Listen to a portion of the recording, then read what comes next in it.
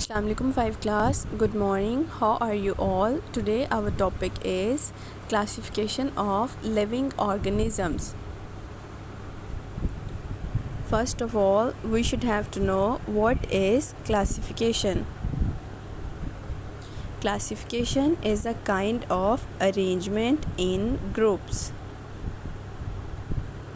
Now the question is, how did it start? People wanted to organize their world, so they began grouping or classifying everything they saw. लोग अपने इर्द गिर्द की चीज़ों को classification में कन्वर्ट करना चाहते थे. That's why they organize and make grouping.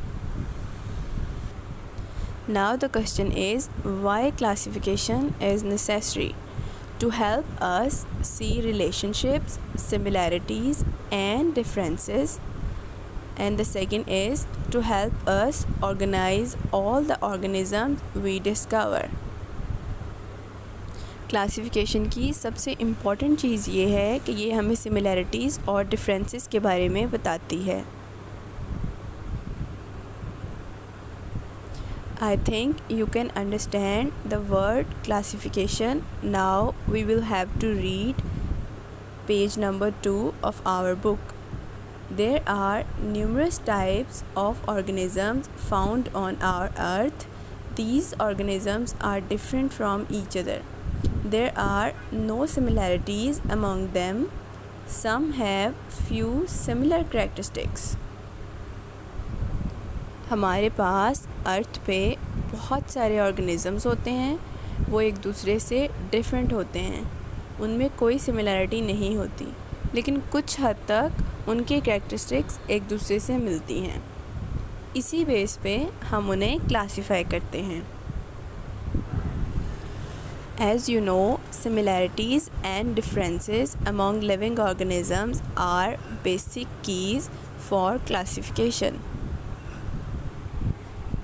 As you know, in the classification of organisms, we have two types of classification. First is classification of plants.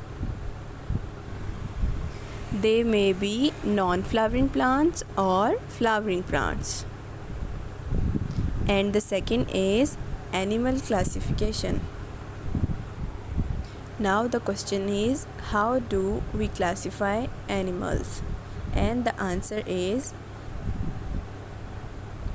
we can classify animals on the basis of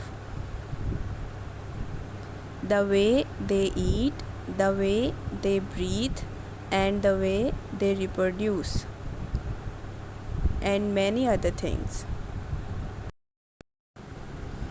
Here is an activity for you. Write the names of organisms in groups on the basis of similar characteristics.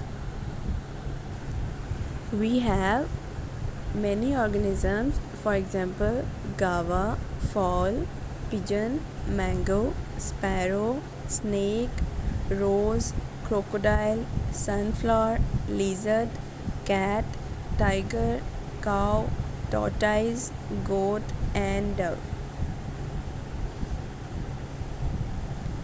We should have to organize these organisms in different groups on the basis of similarity.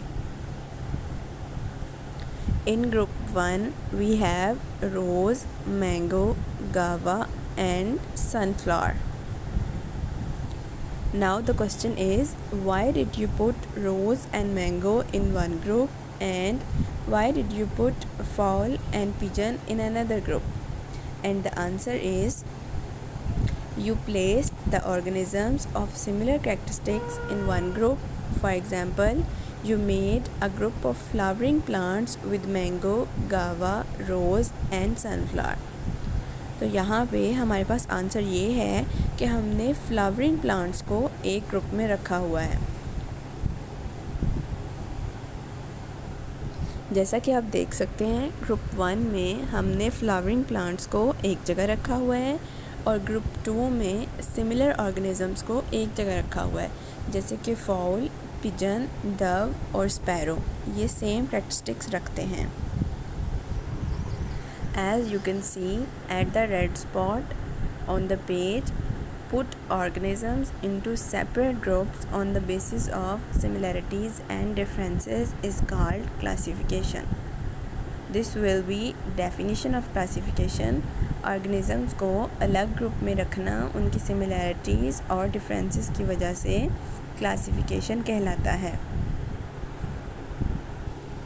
And the last thing is, do you know, as a wall is built of bricks stuck together, in the same manner the body of organisms is built of cells stuck together.